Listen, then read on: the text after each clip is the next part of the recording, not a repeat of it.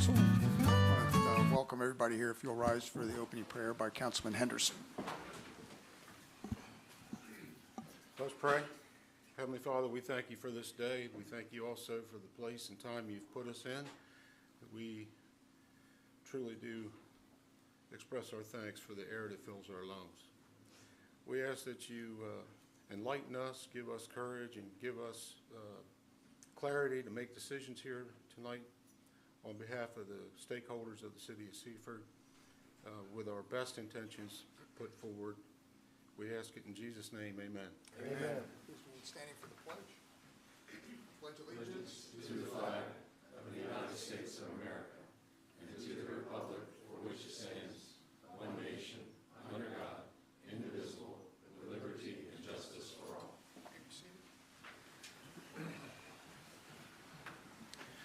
Okay, do we have any changes to tonight's agenda? No, sir, we do not. Okay, you've all received the minutes from our last meeting. If there are no questions or comments, I'll accept a motion to receive the minutes. Mr. Mayor, I make that motion. Okay, we have a motion from Councilman Holland. Is there a second? Councilman King, I'll second the motion. Thank you. All those in favor say aye. Aye. Those opposed, okay, it's unanimous. All right, at this time, I'm going to call up our chief to introduce our support technician.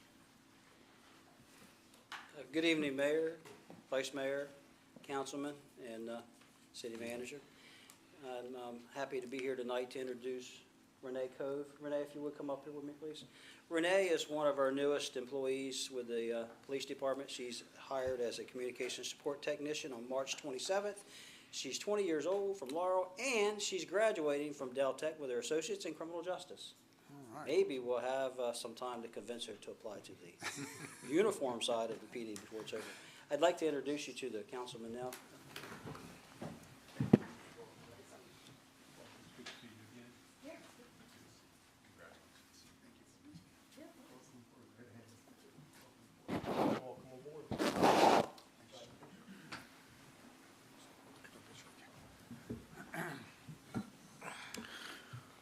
Okay, we're going to go ahead and do public comment before our public hearing. Do we have anybody here tonight for public comment?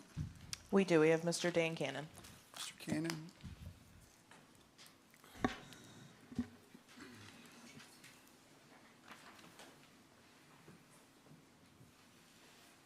think I might need about 4 minutes. How does that work for We you? have a public hearing at 7:05. If you could try to just keep it in that time frame, I'd appreciate it.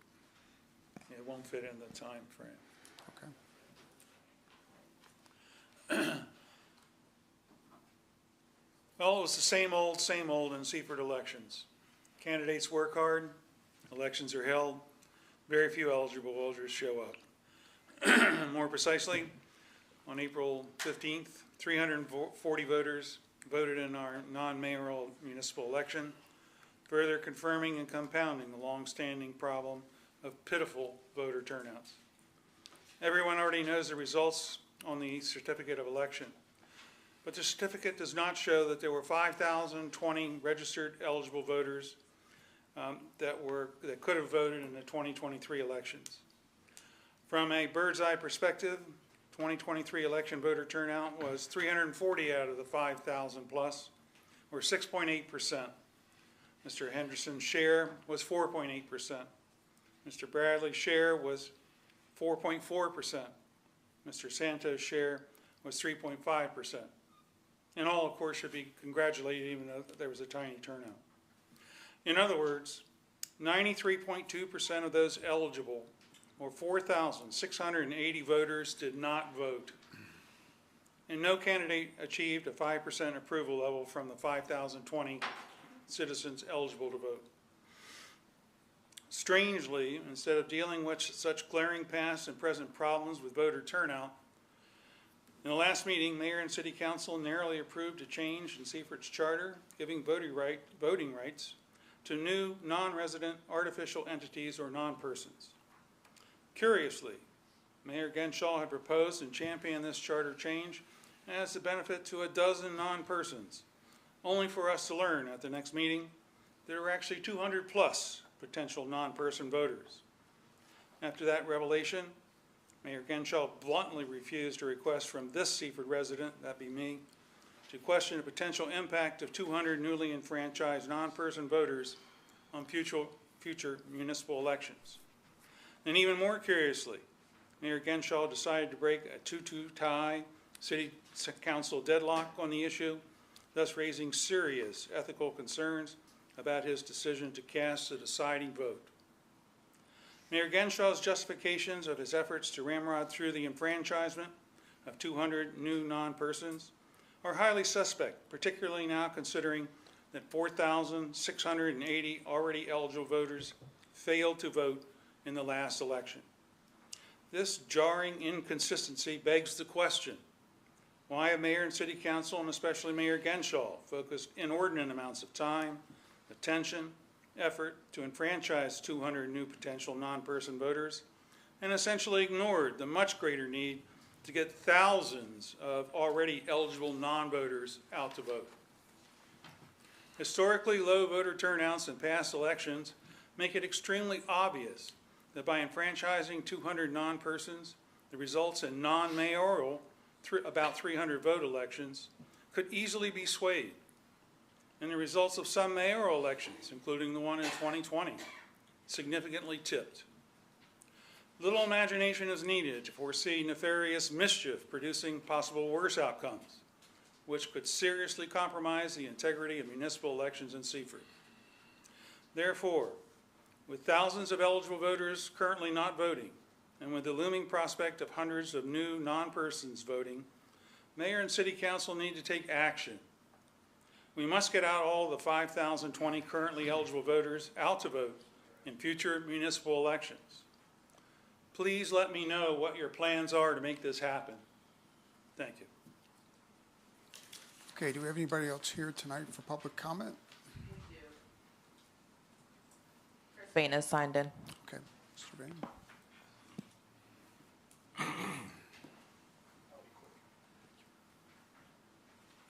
Chris Vane, 133 North Pine Street. I had an opportunity to look at the agenda today, and I was looking at the executive summary from Smart Utility Management, and I just have a couple comments. We're looking at, obviously, raising some revenue. I just want to remind council that, in these revenue calculations, core CPI, Consumer Price Index, is now about 5.6%. Inflation is expected to fall fairly rapidly over the next 2 years. So in your considerations on what benchmarks to use, you might want to just keep that in mind. The other thing that kind of caught my eye was the operating expenses and revenues. And this was laid out again by Smart Utility. It looks like payroll and other costs was, a big inflator on the expenses, as well as an item entitled Other Supplies and Expenses. I don't know what that is, but if I'm reading this correctly, according to Smart Utility, over the last 2 or 3 fiscal years, other supplies and expenses are up 85.6%. Payroll and other costs up 34.3%. I'm sure there's some explanations for that. I'm sure inflation has something to do with that. I have no idea whether there's been an increase in the number of people that are operating our water and sewer, but I would just, ask if we could have a little more clarity and depth on that when you're examining the expense side of things before we look at, revenue. Thank you very much. Thank you. Is there anyone else here for public comment? Nobody else is signed in.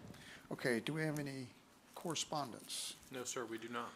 Okay, with that, we'll close our regular meeting at 7:09 and open our public hearing, and our building official, Mr. Bailey, will walk us through.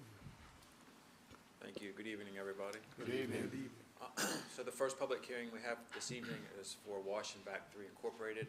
They're the property owner of 22924 Sussex Highway, tax map and parcel 331-5.00-50.17.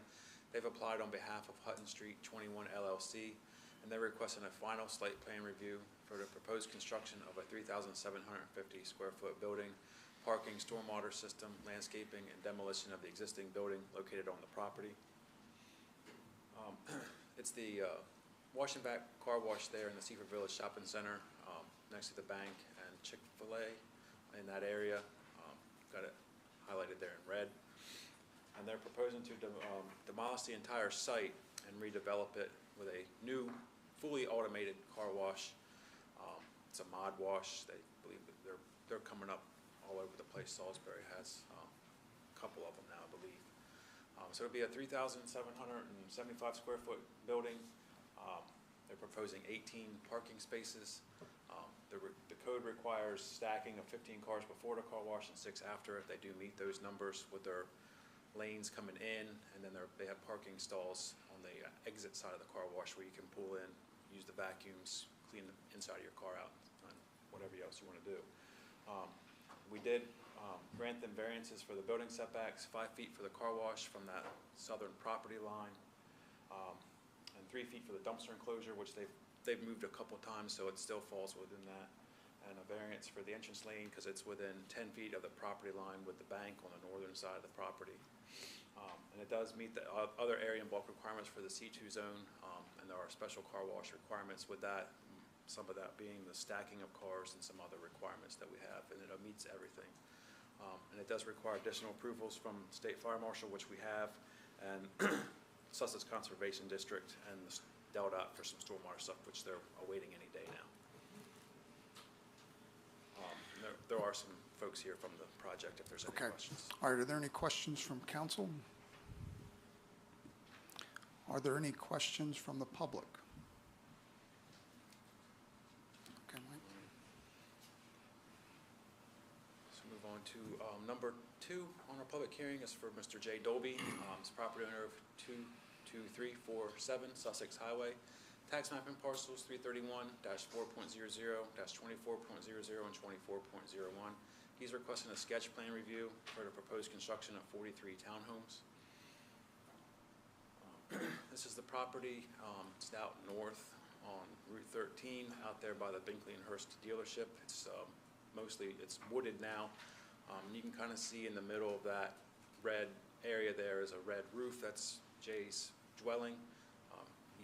He resides there. And this is the site plan he's proposed, and he is including a 1 acre lot, I believe, to retain his single-family dwelling there. That's the area in blue shown circled there, and along the bottom of that is the townhomes, and then a little area to the north, some more townhomes. So he's proposing 43 townhouse units. He's proposing connections to city utilities, water, sewer, and electric. He's going to do some stormwater upgrades. There is an existing pond back there by his home. He'll upgrade to meet the stormwater requirements. And this does meet the current R3 zoning regulations for multifamily development and the parking. And it does require additional approvals from the State Fire Marshal, Sussex Conservation, and DELDOT for possibility of some entrance improvements. Jay's here if there's any other questions. This is just a sketch plan, so it's very early in the development. He will have to come back several more times. Okay. All right, are there any questions from council? Are there any questions from the public? Okay. We'll go ahead and close we'll close the public hearing and reopen our regular meeting. I'll turn it back over to Mr. Bailey. Thank you very much. Going back to item number 1, for Wash and Back 3 Incorporated on behalf of Hutton Street 21 LLC, 22924 Sussex Highway. Tax map and parcels 331-5.00-50.17. The zoning is C2 Highway Commercial, and they're requesting a final site plan review for the proposed construction of a 3,750 plus or minus square foot building with parking, stormwater, landscaping, and the demolition of the existing building to be located on the property. They're proposing 18 parking spaces, and we require stacking of 15 cars before the car wash and 6 after, which it meets. And the project was granted several variances for setbacks, 5 feet for the car wash building, 3 feet for the dumpster enclosure, and a variance for the entrance lane because it's within 10 feet of the property line. The project does meet all the area and bulk requirements for the C2 zone with the special car wash requirements. And they have received fire marshal approval, and they're awaiting Conservation District and DELDOT. Planning and Zoning did make a favorable recommendation for approval at their April 6th meeting. Okay, I'll accept the motion.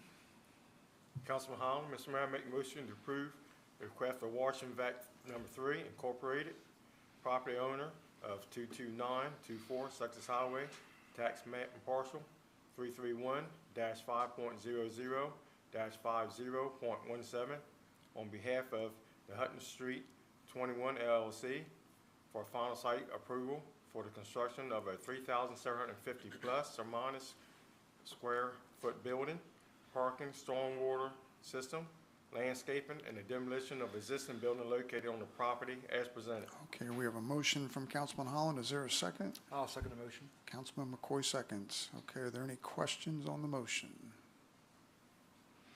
If not, we'll do a roll call vote. Councilman Holland? Yes, based on findings of facts. Councilman McCoy? Yes, based on findings of facts. Councilman King? Yes, based on findings of facts. Councilman Henderson? Yes, based on findings of facts. And Councilman Santos? Yes, based on findings of facts. Okay, thank you. It's passed Thank you very unanimous. So these are for public hearing number 2, findings of facts, A.J. Dolby's Townhouses, 22347 Sussex Highway, tax map and parcels 331-4.00, -24.00 and 24.01. Zoning is R3 high density residential.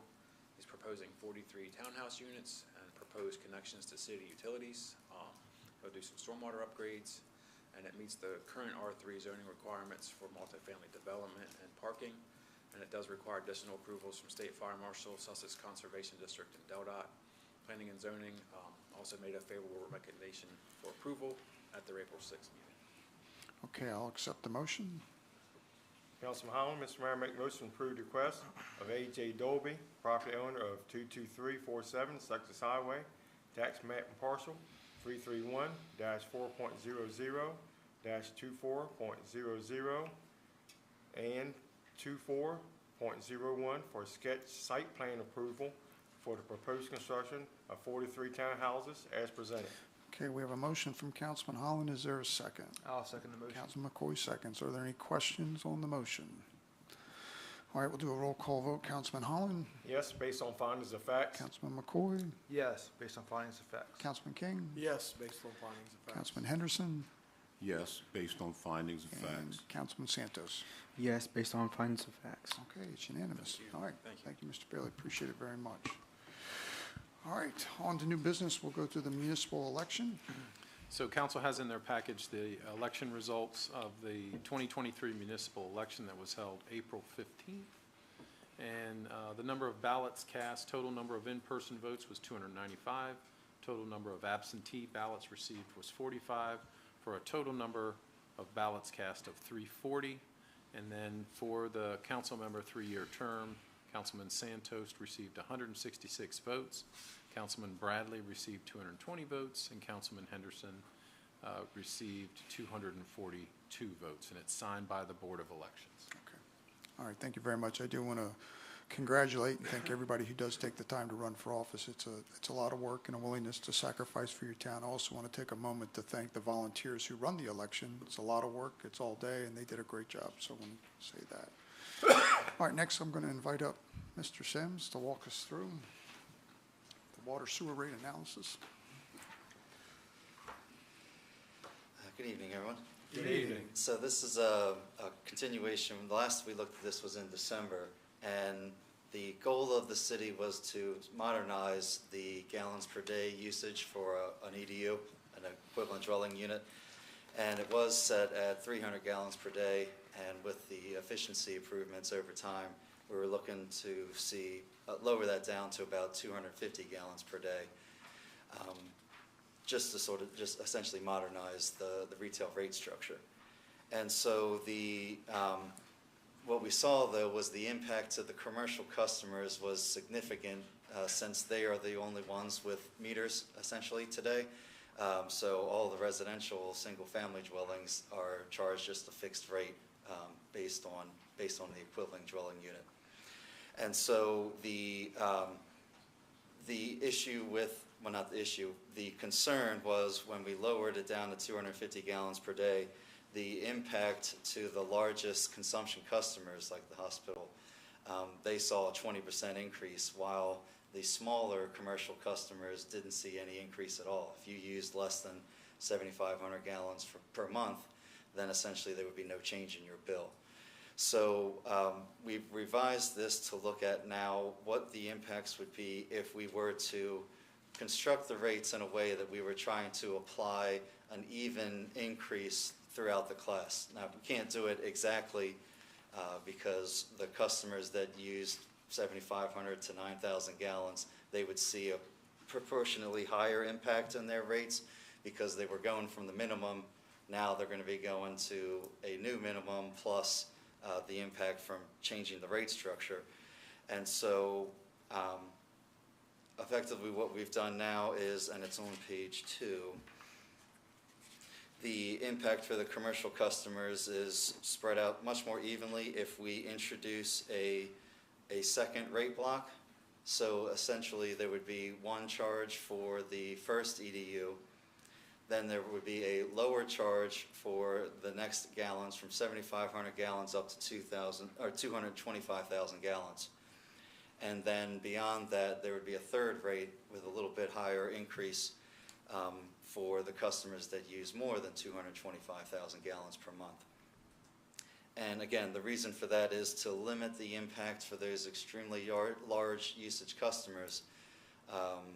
From what was a 20% increase, it's going to be down closer to a 6% increase for the class. Now, if we had just made the change from 300 gallons a day to 250 gallons per day, we saw that increase was a little bit over 10%. And so we thought that might be a little bit too much of an increase to do in one fell swoop. So we've designed the rates so that it limits the impact to be 6% for the class. So a 6% increase in revenues from this class of the metered customers from water and sewer combined is roughly $120,000. And so the next issue then, so after modernizing the rates, we wanted to see the revenue adequacy in terms of, do we need to increase the rates anymore to cover our costs going forward? And previously, last year, when we did this, we were focusing on trying to get the principal debt forgiveness because we're going to have to go out and do a significant bonding for the wastewater treatment plant. And so we would be able to get favorable terms from the federal funding if our rates met a minimum threshold. And that threshold is set at, it was 2% of the median household income is what the mandate said that was essentially affordable rates for your customers. So if you were charging less than 2% of the median household income for annual water and sewer rates, then you would not be eligible for principal debt forgiveness. Now they have since changed that. It's no longer 2% of the median household income, it's now 3%. And so to get to a 3%, your rates are so low essentially that to get to a 3% of your median household income, we'd have to increase rates by almost 75%. So we've essentially set that aside because we're not going to consider anything of that nature. So the alternative to that is sort of the industry standard is to utilize what's called a rate of return or a return on system equity. And for a municipal utility, they set the return on your system equity to be, essentially it's tied to a 20-year T-bill. And so those rates, they have gone up and they presumably will come down in the next year or so. So it's difficult to try and say what the 20-year Treasury bill will be, but it ranges anywhere from 3 to 5% over the course of the next 5 years.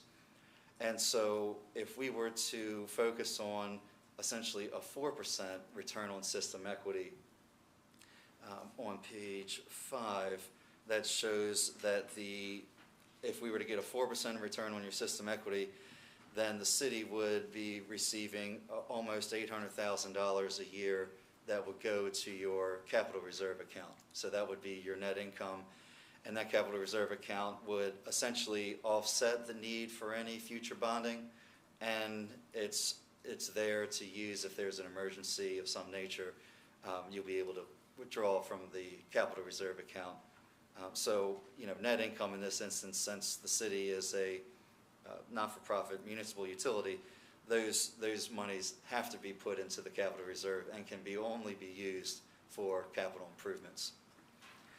And so if we were to follow the industry standard, essentially our net income would be around $800,000. And today we're receiving it's a little bit under $100,000. So we're basically almost collecting perfectly our cost. So it's not that the city necessarily has to increase its rates any. You are covering your cost. However, like I said, if there's any capital improvements that are needed down the line, you're going to have to go out and get bonding for it if we don't increase the margins and contribute to the capital reserve account on an annual basis. And so the impacts from this can be seen on page 6. If we were to go all the way to have that $800,000 return from the 4% return on system equity, that would take us up to this option 4 on the far right-hand column. So we would need to increase rates almost $700,000. The city doesn't need to get there immediately. Typically, rate design has a 3 or 5 year time horizon. And so that's why we've essentially limited it to a 6% increase is what we're kind of focusing on. This option 2 is to say, okay, if we were to do a 6% increase each year for the next 3 years, that would get us to a return of 4% on our system equity. And so that option 2 is in discussion with the operations committee is what we focused on the most. And so, like I said, for the metered customers, the 250 gallon per day change is going to affect the smaller use customers more than the larger use customers. But that is being said that the large use customers have essentially been, the small use customers have been, the large use customers have been subsidizing the small use customers all these years, because since the residential customers, the single family homes, don't have any meters, if somebody's using 20,000 gallons a month or 10 or 15, they're paying the same as somebody using 500 gallons per month. So the larger use customers have been the larger use commercial customers have been subsidizing the small use, well, the large use residential customers. And so we're going to, again, we can't do it at all in one fell swoop, so we're going to have to gradually work our way to where it's more equitable between the larger use and the small use customers. So the impact for the commercial customers would be that $120,000 increase. And if we were to do the same for the residential customers and the flat non-metered customers, essentially that would produce an additional $240,000 a year in revenues. And so there's additional materials where you can see, I've got it broken out. This is the combination of both the water and sewer. It's broken out by water individually and sewer individually, and you can see how your rates rank. But like I said, for the low use customers, your rates are just extremely low relative to So for neighboring the communities. average homeowner, what are they looking at as far as if we went with an option 2, what does that increase look like per month? Yeah, so that would be a $4.55 increase. Yeah, they're on line 11 per month. I think for a lot of us, we understand $4.55 better than 6%. Mm-hmm. And, okay. Is that it? Any questions for Mr. Sims from council? Yes, sir. Councilman Henderson? And this might be for Burley or it might be for the city manager, but in order to try and answer Mr. Vane's question that he raised tonight, can you explain the expense side of this? Can you speak into your mic, please? Thank you. I'm sorry. it- For Mr. Vane's benefit and the rest of us, could you spend a little bit of time talking about the expense side and what the other expenses are? I guess it could be under the combined, or you could go at it individually, if you felt you had to.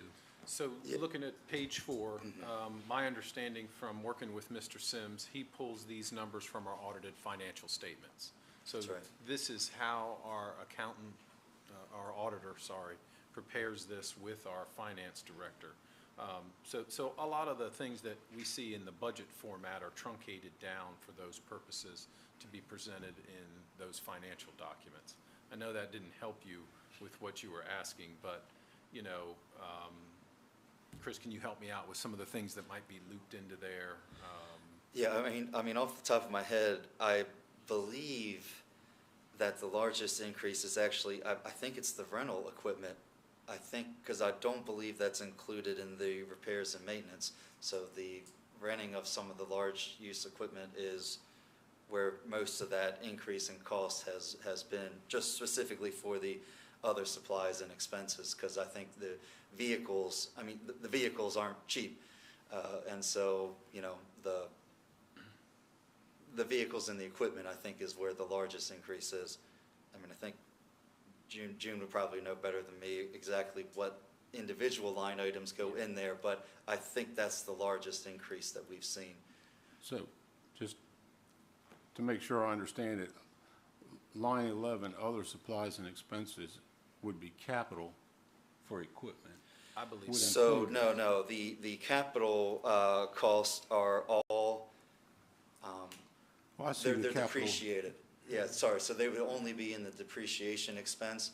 That works as a proxy for the capital. So the capital essentially only shows up on the cash flow statement and not the income statement. So the income statement is to say, regardless of how the city is financing its capital improvements, we're essentially budgeting so that we will be able to replace the equipment as it's depreciated over its useful life. And so the city should be spending almost $1.2 million each year on capital, physically replacing the system that's being depreciated. So it's the city may be paying more or less than that based on what they're financing and what was paid out of pocket.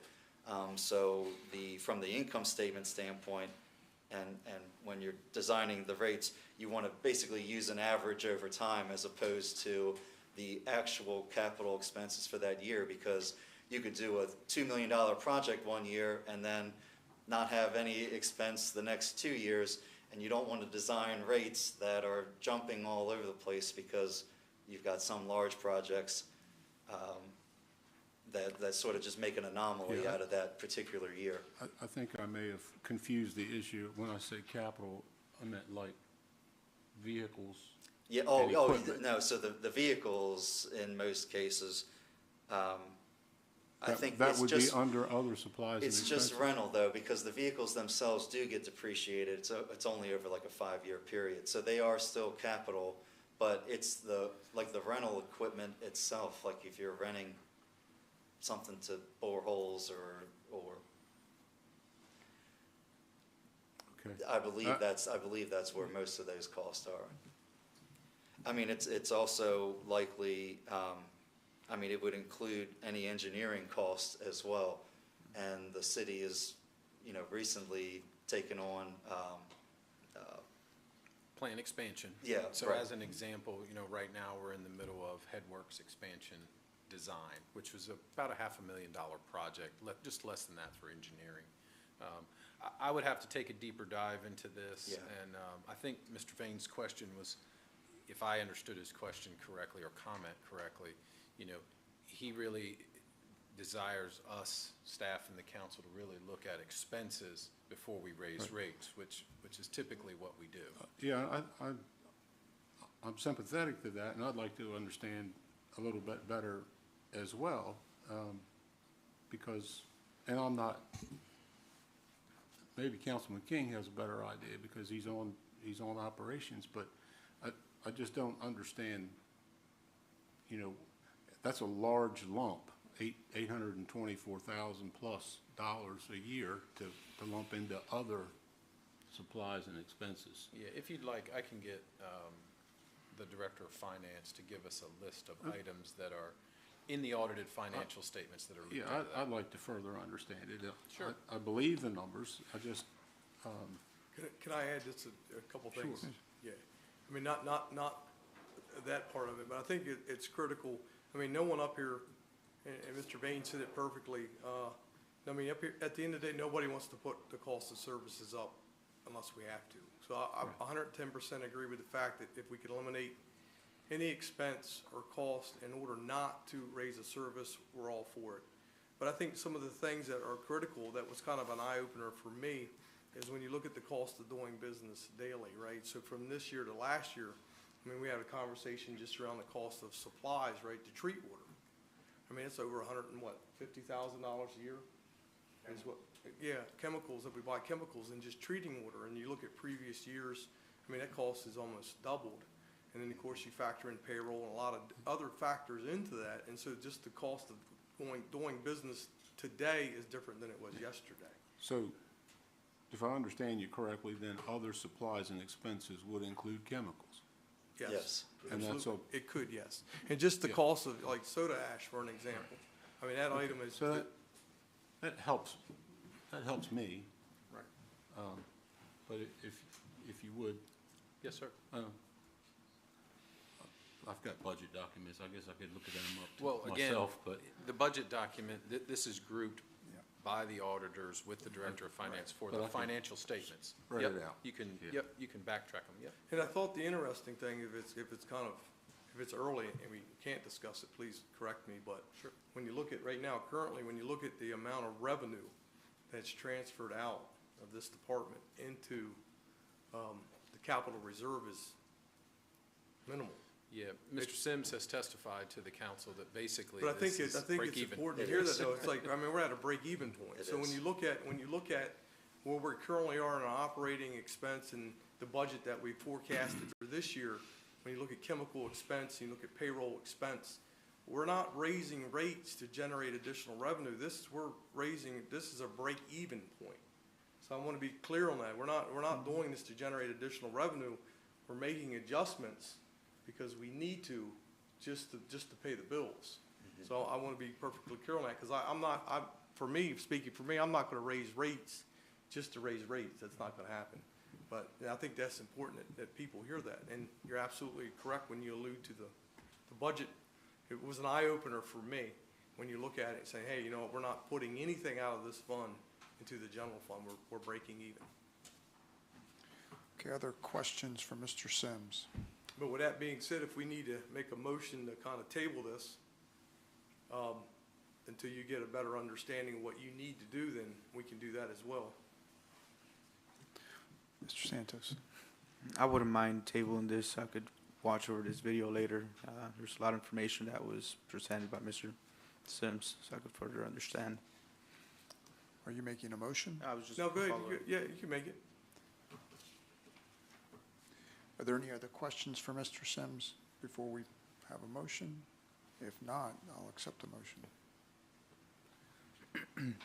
Mr. Mayor, I would like to make a motion to table this to, so that we have more time to review the information that was presented tonight. Okay, there's a motion from Councilman Santos to table. Is there a second? I have a question on the motion. Yes, sir. A motion to table means that it must take action on the next meeting. Yes, sir. Is it your intent to do the next meeting, or is it to postpone it until the time that a satisfactory answer is generated? I think that I would like to amend the motion to I would like to make a motion to postpone this until the necessary information is presented. Okay, we have a motion to postpone. Is there a second?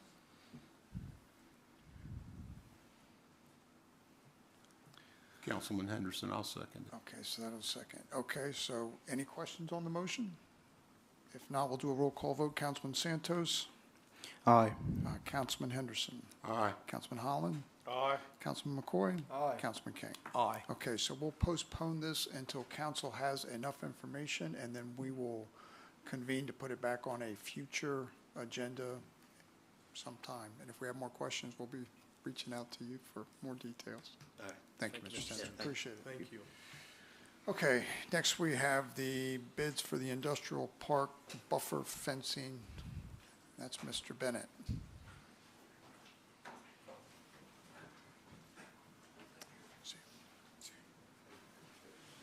Good evening, Mayor and Council. Good evening. Good evening. We're in phase 3 of removing all the trees along the power line in the back of the industrial park, replacing it with a buffer fence. So this will be the last year the job will be completed. We received 4 bids for the industrial park buffer fence, and a coke fence bid, a base bid of $49,400. Option 1 was a gate, one gate in it. Their option 1 was $500. Able fence was $65,850 base bid with $1,760 for the gate, option 1. Forest Fence Company was $77,070. Option 1 was $1,550. And Long Fence Company was $60,320, with option 1 being $180. I would like to recommend awarding the bid to the low bidder, Nanacoke Fence LLC, in the amount of $49,400. Option 1 was for a gate, which we do not need on this section of fence at this time. I'd place $45,000 in the budget for phase 3, so that is a $4,500 overrun. But I had $25,000 in the capital budget for automatic capacitor bank controllers, which the load study is completed, but we're not ready to move on that part yet, so I won't be spending that $25,000. So that would more than cover the $4,500 overrun. Okay, are there any questions for Director Bennett in regards to the buffer fencing on phase 3, the last section? If not, I'll accept the motion. Mr. Mayor, I'll make the motion to award the bid for the industrial park buffer fencing phase 3 to the low bidder Nanacoke Fence in the amount of $49,400 as presented. Okay, we have a motion from Councilman McCoy. Is there a second? Councilman King, I'll second the motion. Okay, there's a second. Are there any questions on the motion? If not, we'll do a roll call vote. Councilman Holland. Aye. Councilman McCoy. Aye. Councilman King. Aye. Councilman Henderson. Aye. Councilman Santos. Aye. Okay, it's unanimous. Director you. Bennett, is there tree work that has to be done on this section, or do you have a? About 20 feet of it left. Okay, I know in the last. We've been working on it Okay, because farmers plant, like part of this had field on both Okay. sides. All we have left is about 20 feet right at the end. okay. I know you had significant work on the other sections. I wondered if. Yeah, it was about 3.5 weeks of tree trimming back there, so. Well, good. Thank you for your work on seeing this through. That's Thank you. great. Okay, next we have the first reading on the amendments to section 8.215 of the municipal code. And Mr. Bailey is here to walk us through. Thank you. So this is the first reading for this change to the code to regulate parking of commercial vehicles. As most of you are aware, we're having issues with commercial vehicle parking in certain areas of the town. So I took a look at some other ordinances around the area, got some ideas, and found some information online. And I took our existing section for parking of vehicles and expanded it and made it parking of commercial vehicles. It was just for residential areas only, so I did some expansion, covered everything. So I'll just read through it. So section A is the purpose of the section. The word truck shall be deemed to include every motor vehicle other than an automobile, recreational vehicle, boat, trailer, pickup, or motorhome designed or operated for the transportation of property and is classified as a class 4 or lower and or registered gross vehicle weight, GVWR, does not exceed 16,000 pounds. So the big thing there, the old section was 6,000 pounds. Most new vehicles are that. My personal truck weight is registered as 6,000 pounds. So you got a guy with a dually pickup or anything like that, he couldn't park on his property, but we never really enforced that. And there's a lot of guys out there now that have service trucks they're bringing home.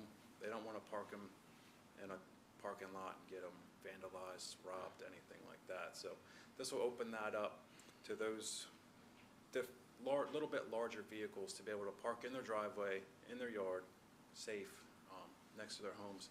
And that graphic there kind of shows the types of vehicles that would be permitted.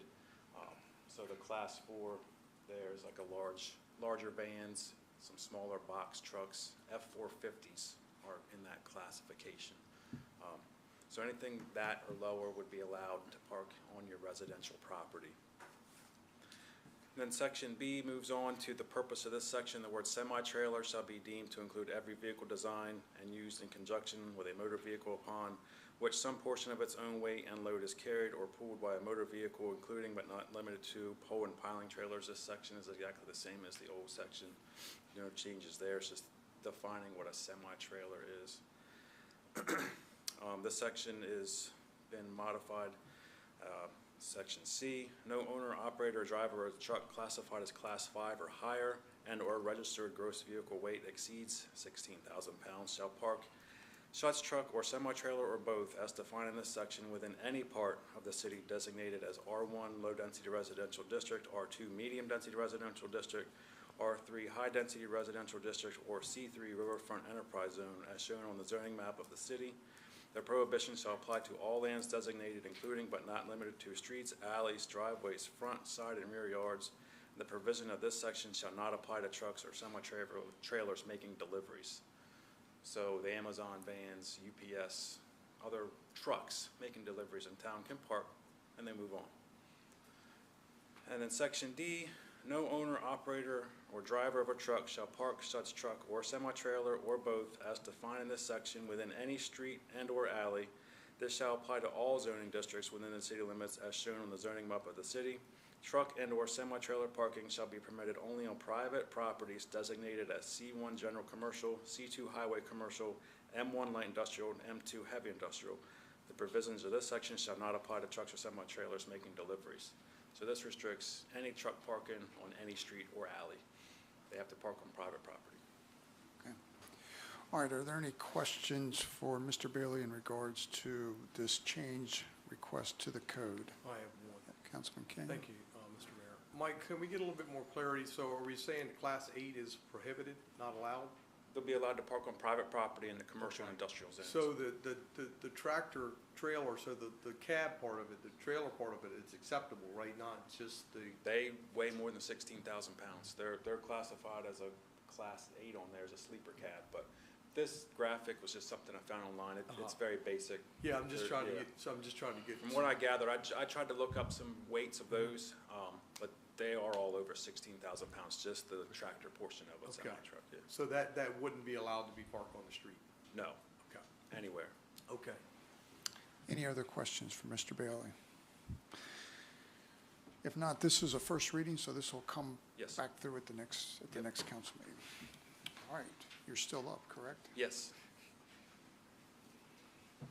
So this is a first reading for changes to Chapter 15, the zoning ordinance. So what we're looking to do, and this is in conjunction with the proposed projects at the Nylon Capital Shopping Center. We worked with their land use attorney on some definitions on the uses that they're going to have specific to that. And he came back with some a definition and some clarification on their uses. So we're making an addition to the definitions in the chapter in number 34 for early childhood development and education facility. And this shall mean a facility plan to provide learning activities and care to more than 40 pre-elementary aged children. So we're going to add that as a use by right in the C1 and C2 zone, and I'll get to that in just a second. And then in Article 3, commercial districts in C1, we are modifying number 7 to read as offices for the conduct of medical and/or professions, real estate, insurance, banks, including branch banks, messenger or telegraph services, general and administrative offices, and medical arts offices and buildings. And that medical arts offices and buildings is what we're adding there for them. It fits, we have a lot of that already. Let's just make some clarifications to that. And then we're modifying number 26 for the instructional, business, or trade schools, higher education facilities, and early childhood development and education facilities. So that references that earlier definition. Okay, are there any questions to these changes for Mr. Bailey? Yes. Yes, Councilman Henderson? My city manager and I had a discussion yesterday, and hopefully we can get some clarity. We discussed it today. Okay, so, under definitions, section 15-7, line 34, early childhood development and education facilities shall mean a facility planned to provide learning activities and care to more than 40 pre-elementary age children. So, supposing you're in this C1 district, this is already, less than 40 is already permitted It's in residential. It's by special exception, yes. Yeah. Supposing someone in a commercial district wants to have a facility for fewer than 40. It may come up. We would have to review that. I'd see it as the least listed use by right, but at a lesser impact. It'd be permittable. Yeah, it'd be permitted. The use is they're really not the same. Yeah, the use would be the same. They're just not maxing out what they can do. They may have a small unit they're renting somewhere and they can't. Right, do that's 40. what I'm, Yeah. that's what I'm getting at is, And we can how modify does that. how does that get codified though? Because it says more than 40. Yeah. It's an interesting point you bring up, and Mike and I talked about it, and you know, I see why they talked about this, because residential does limit it to 40, and that makes sense. If, you know, Yeah. most residential districts can't really accommodate daycare centers of that size. That puts a limit on it for the neighborhood. So it does make sense to the building official and I to say, okay, if you got more than 40, this is becoming a bigger facility. It should probably go to commercial facilities where you have bigger parking lots, you know, fire suppression system, things like that. But when we did talk through your kind of question that you proposed, we felt like we wouldn't stop them from, we didn't want to do that. So it may make sense to the council to just eliminate the 40 number, because we Yeah. would permit it. That's kind of where Mike and I landed. Yeah, we could just take that part out. It's already defined in the residential special exception as capped at 40. Well, you know, why would we limit the commercial? So you bring up a good point, and we don't want to cause confusion to people that own property in these locations. We want to make this code as understandable and user-friendly as possible if we can. So we employed a lawyer for this. Do we need to ask a lawyer to strike it? No, I don't think so. It was their attorney, their land use attorney, reviewed our zoning ordinance and made a recommendation to us. And then the building official prepared this. And so certainly the building official can modify this. Yeah, we'll just modify it to learning activities and care to pre-elementary children, you know, just take out the 40. And we'll certainly communicate back Yeah. with the attorney council's feeling on this. And I don't think it harms them in any way, because it still permits what they want to do as a use by right. So I don't think it's an issue for them. Okay, thank you. Other questions from council? Just one, just for Councilman King. clarity, so I understand what Councilman Henderson is requesting. So currently you have a halo for residential daycares, right? So a number of children that can attend, Yeah, they're maxed at 40. they're maxed at Yeah, 40. and there's some lot size Right, requirements. so anything over 40, you can't have in a residential setting. Correct. So let me say it this way. The code states under a special exception, the Board of Adjustment can permit up to 40. Now, you can it's a technical thing, but you can ask for a variance to that. So a variance is a different level than a special exception to the Board of Adjustment. So you could do it, but it's kind of a rare circumstance that would happen. Matter of fact, Mike and I were talking about it today. There's two that I know of. We have some. But they're in Some more of a residential. commercial setting So- anyway. Right, so if the number's eliminated, would that impact what's currently written for residential No, communities? no, that's not touched in this at all. Does that make sense? Any other questions from council? If not, I'll accept a motion. Mr. Mayor, I make a motion to set the It was first reading, there's no action. No, sorry. it does. There's a motion that has to be read.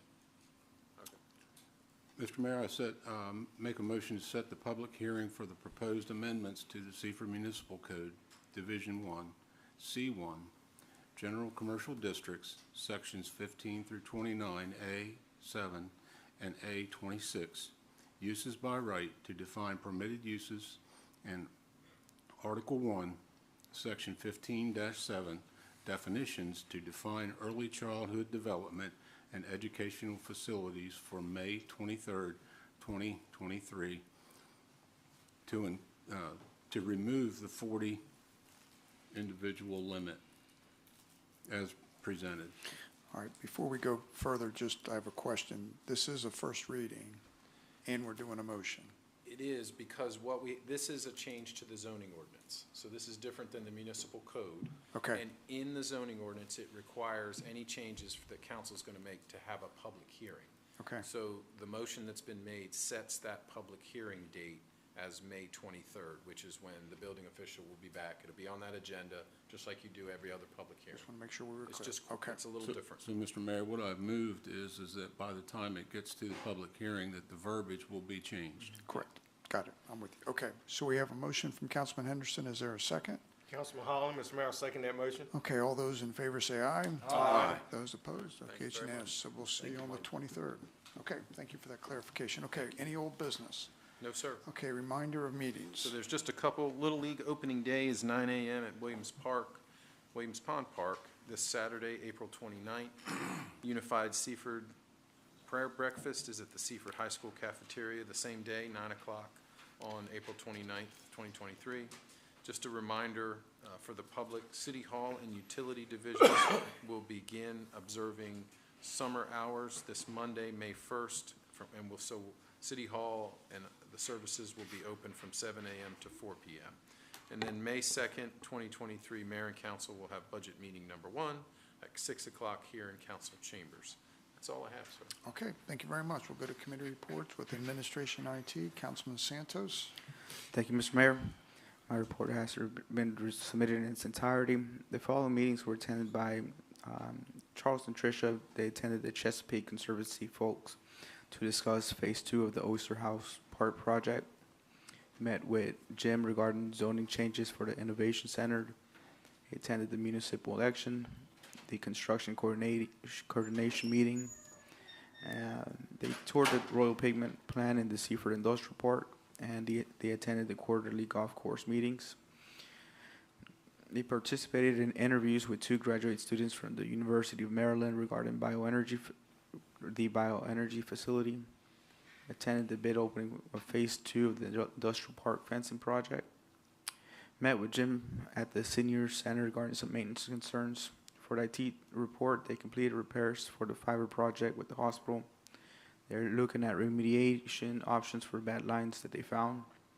They completed City Hall backups. They completed camera installations. They've been working on cameras, camera configurations. For the administration report, they've been working on the fiscal year 2024 budget, and all other business is routine. Okay, thank you very much. Next, Police and Fire, Councilman Henderson. Thank you, Mr. Mayor. I have 2 reports, one from Fire Chief Wilson and one from Police Chief Kraft. Start with fire. The total calls for 2023 and April calls are about equal at an average of 2.4 calls per day. Under EMS statistics, the same can be said. It's almost equal with a total calls year-to-date of 10.3 calls per day, and the calls for April are at 10.2. So the total year-to-date calls per day is an average of 12.8. I have a couple of significant incidents that happened. Both were out of the city, mutual aid calls. On April 15th, there was a work instruction fire in Federalsburg, Maryland, where Station 87 assisted Station 100. And on the 22nd of April, there was a work in residential fire at Millstone Lane, and they assisted Blades. Fire apparatus status, ambulance B87 is out of service for an engine problem. And on May 1st, Rescue 87 goes to Patriot Fire near Graysonville. You might be familiar with that location, to get the body work fixed from an incident last year. The last training was held on April 19th, where they had Block 1 of the Delaware State Fire School's Rope Rescue 1 at 25 members present. Saturday, April 22nd, there was a scheduled live burn on Neal School Road, where there were 20 members and 10 others from Station 71 and 72, that's Bridgeville and Blades, who took part in the training fire. The next training will be May 13th at 0900 at Purdue Grain, where they'll also have the Delaware State Fire School Rope Rescue 1 class. Emergency medical services, ambulance C87 completed general service with a safety inspection, all is okay. Received 2 bid packages back for replacement of ambulance A87, so in the near future you'll see the bid review and the award. So be looking for that. Firefighter EMT Zachary Middleton was reinstated to part-time employee status. EMT Jennifer Tunis completed her FDO process and was hired as part-time employee. Lieutenants Robin Andino and Lieutenant Hunter Blake are in the process of taking the state EMT FTO course. That's Field Training Officer.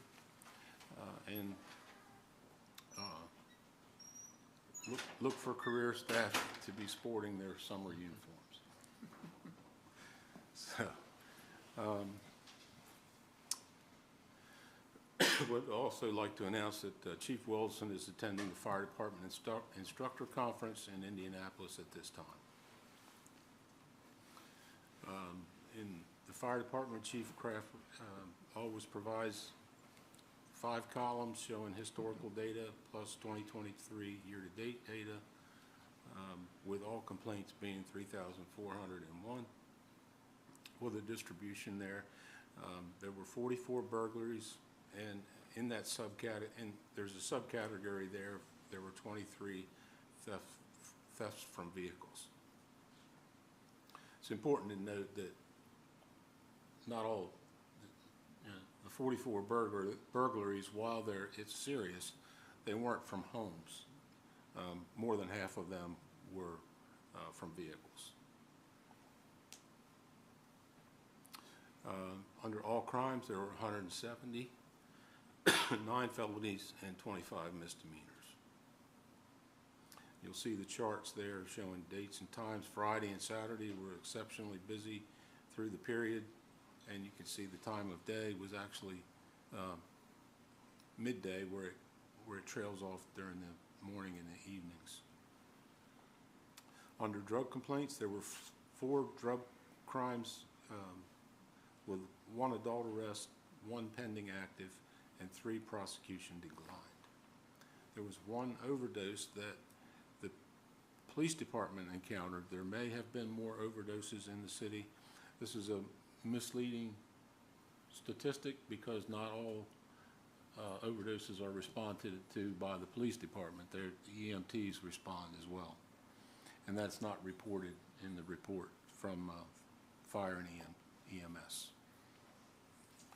Under traffic, there were 197 traffic contacts, including 67 citations and 9 warnings, 5 DUIs, 1 crash-related, 25 crashes, 2 injury accidents, 1 at the end of School Lane and Stein Highway, and 1 on Elm Street. And, I'm sorry, 1 on Stein Highway east of School Lane, and 1 on Stein Highway and Elm Street on the west side of town.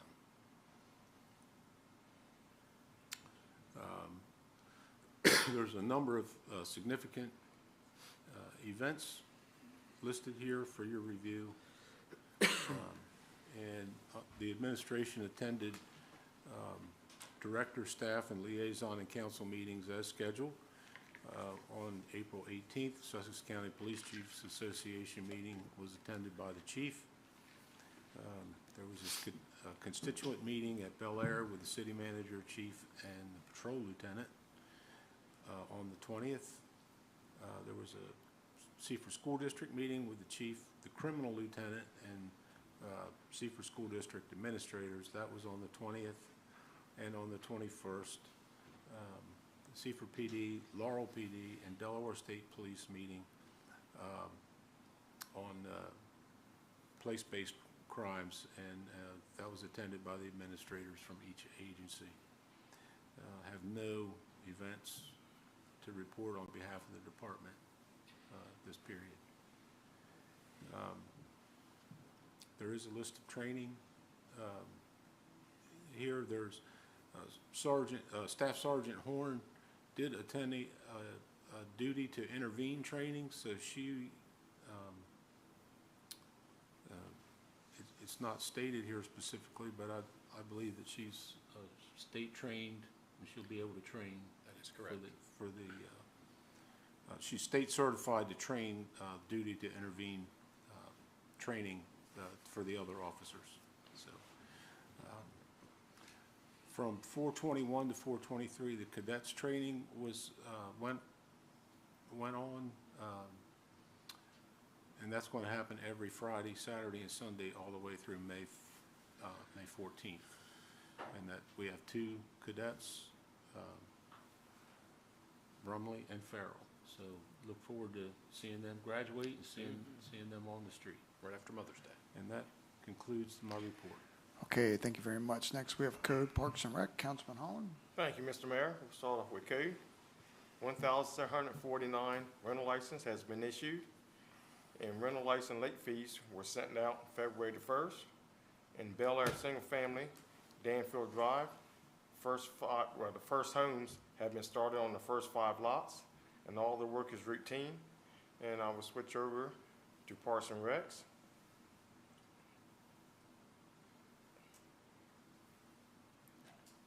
Okay, the Parks Department began working on running irrigation in various locations and doing repairs, and to prepare the football field, softball field, and soccer fields for field rentals and recreation leagues. And Bobby completed his final course at Rutgers University, obtained his public grounds management certificate, and they coordinated with VPS Recreation on installation of a new playground at Nelda Park, with photos to come. And they have completed and submitted the Parks and Recreation FY24 budget presentation and CPI, and all the work is routine. That concludes my report. Thank you very much. Went out to the soccer fields last Wednesday night. I had never seen so many families and kids out there. It was packed, the cars. It was, and the fields look great. The Parks Department's doing a great job. So, next, Electric, Councilman McCoy. Thank you, Mr. Mayor. Since the last report, the crew have cut trees in the industrial park for the fence, mentioned earlier. Nick Moore completed his last week of lineman training, and Tyler Sewell completed week 5 of 8 in his lineman training. They took down a nest that had an osprey as building at the wastewater treatment facility, and did the monthly substation checks. Regarding our director, had his director's meeting, met with Doug Henry about the lights at Central Elementary School, and opened bids on Phase 3 of the fence in the industrial park. Also worked with June on the FY24 budget. Over the course of the next few weeks, they're going to finish cutting the trees in the industrial park, start working on Muirfield 1 Phase 3, and set a new pole on Bridgeville Highway near my eye doctor for a riser pole. It's been a highlight to the report, and the whole report's been submitted in its entirety. All right, thank you very much. And finally, Councilman King with Public Works and Wastewater Treatment. Thank you, Mr. Mayor. The reports have been submitted in their entirety. I'm going to hit some of the highlights, starting with the Public Works Department. Fire hydrant replacement is ongoing throughout our city. 2 hydrants on Cedar were replaced, and the team is currently preparing for hydrant replacement on Shipley Street. Sidewalks on Locust Street were installed, and weed control continues throughout our city. The base paving project was completed at Mears Field Phase 3, and the team repaired some water leaks on Hall Street. Jumping over to the wastewater treatment facility, troubleshooting was done on the BNR sampler cooling system. All issues were fixed. Things are going well with the new flow meters that were installed last week. The electric department installed an Osprey Nest pole next to the administration building.